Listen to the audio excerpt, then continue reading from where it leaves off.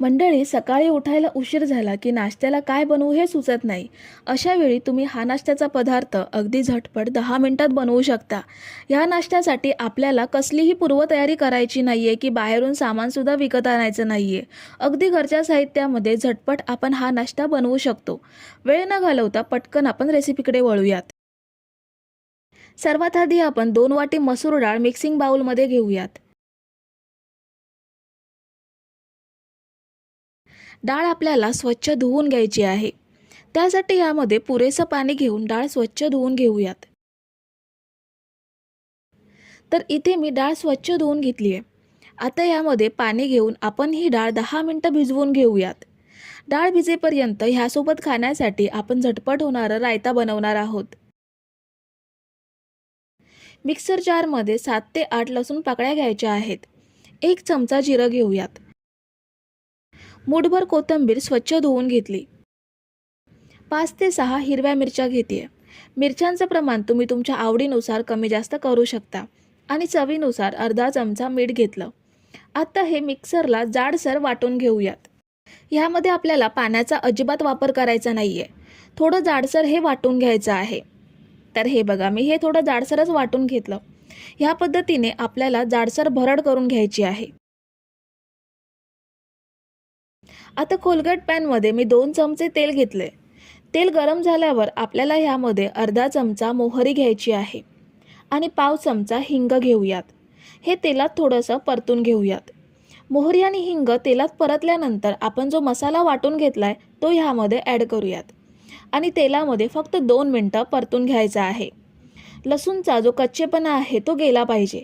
त्यासाठी हे तेलामध्ये 2 मिनिटं परतून घेऊयात. मसाला तेलात परतल्यानंतर आपल्याला गॅस बंद करायचा आहे आणि गॅस बंद केल्यानंतर आपल्याला पुन्हा थोडा वेळ परतून ह्यामधली उष्णता कमी करायची आहे. आपल्याला ह्यामध्ये दही ॲड करायचं आहे. पण जर आपण लगेच दही ॲड केलं तर ते फुटेल. म्हणून आपल्याला ह्याची थोडीशी उष्णता कमी करून मग दही ॲड करायचं आहे. तर गॅस बंद केल्यानंतर मिनिटभर मी हे परतून घेतलं आणि आता ह्यामध्ये मी दही ॲड करते. इथे मी 1 वाटी दही फेटून घेतलं. दही खूप जास्त आंबट घ्यायचं नाही आहे. फ्रेश दही घ्यायचं आहे. ह्यामुळे रायता आंबट होणार नाही. सगळं छान मिक्स करूयात. मीठ आपण ऑलरेडी मसाल्यामध्येच ॲड केलं होतं, त्यामुळे ॲडिशनली यामध्ये ॲड करायची गरज नाही आहे. तर रायता आपलं रेडी आहे. हे रायता तुम्ही कुठल्याही पराठ्यांसोबत, डोशांसोबत किंवा अगदी चपाती भाकरीसोबत सुद्धा खाऊ शकता. खूप छान टेस्टी लागतं. आता आपण जी मसूर डाळ भिजत ठेवली होती ती सुद्धा चांगली भिजली गेली आहे. मसूर डाळीला भिजायला जास्त वेळ लागत नाही. आता ही डाळ आपण 2 बॅचमध्ये वाटून घेणार आहोत.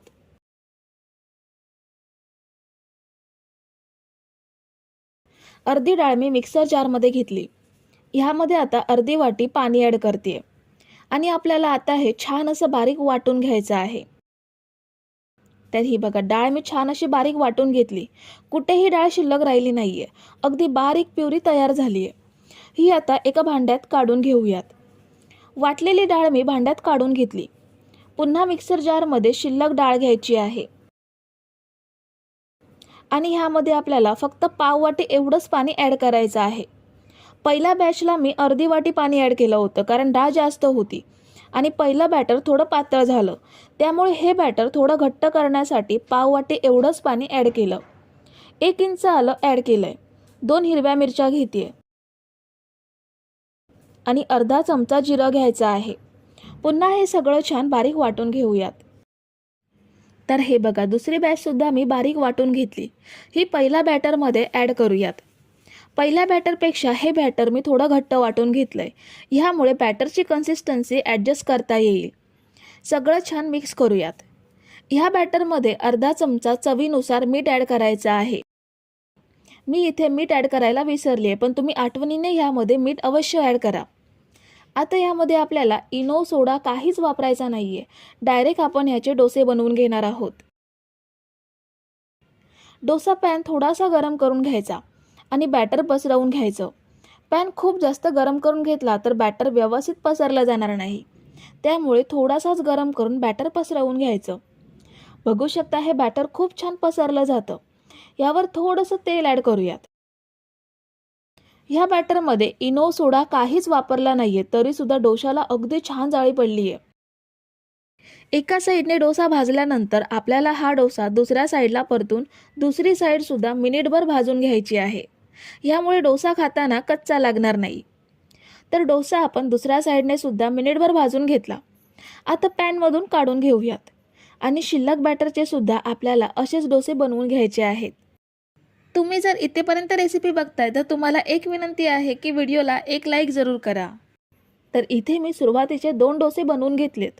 खूप छान क्रिस्पी डोसे तयार झालेत आणि महत्त्वाचं म्हणजे झटपट होणारे डोसे आहेत. खूप जास्त वेळ लागत नाही.